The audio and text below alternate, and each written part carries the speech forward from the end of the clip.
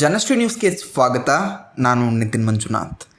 ಕಾರ್ಮಿಕರ ದಿನಾಚರಣೆ ನೆಪ ಮಾತ್ರ, ಕೂಲಿ ಕಾರ್ಮಿಕರಿಗಿಲ್ಲ ರಜಾ.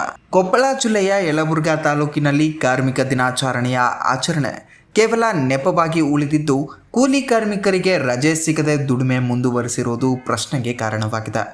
ವಿಶ್ವ ಕಾರ್ಮಿಕ ದಿನಾಚರಣೆ ಅಂಗವಾಗಿ ಕಾರ್ಮಿಕರಿಗೆ ರಜೆ ನೀಡಬೇಕು ಹಾಗೂ ಸಿಹಿ ಹಂಚಿ ಗೌರವಿಸಬೇಕು ಎಂಬ ಸರ್ಕಾರದ ಸೂಚನೆ ಇದ್ದರೂ ಇಲ್ಲಿ ಹಲವು ಕಾಮಗಾರಿಗಳಲ್ಲಿ ಕಾರ್ಮಿಕರನ್ನ ಕೆಲಸಕ್ಕೆ ತೊಡಗಿಸಲಾಗಿದೆ ಎಂದು ಆರೋಪಿಸಲಾಗ್ತಾ ಇದೆ.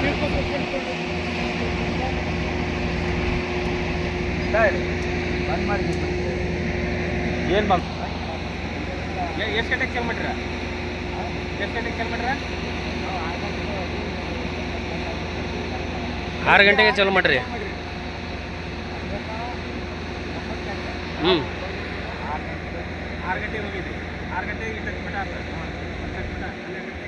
ವಿಶೇಷವಾಗಿ ಸೋಲಾರ್ ಕಂಪನಿಗಳು ಹೊರ ರಾಜ್ಯವಾದ ಗುಜರಾತ್ ಮೂಲದ ಕಾರ್ಮಿಕರನ್ನ ಬಳಸಿಕೊಂಡು ಕೆಲಸ ಮಾಡಿಸುತ್ತಿರುವುದು ಹಾಗೂ ಕಾರ್ಮಿಕ ನಿಯಮಗಳನ್ನು ಕಡೆಗಣಿಸುತ್ತಿರುವುದು ಗಮನಕ್ಕೆ ಬಂದಿದೆ.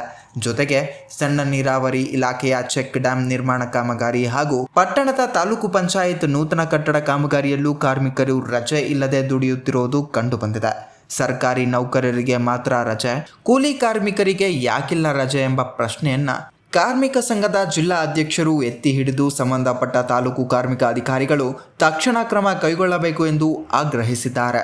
ಕಾರ್ಮಿಕ ದಿನಾಚರಣೆಯ ಅರ್ಥವೇ ಕಳೆದು ಹೋಗಿರುವುದಾಗಿ ಸ್ಥಳೀಯರು ಆಕ್ರೋಶ ವ್ಯಕ್ತಪಡಿಸುತ್ತಿದ್ದಾರೆ.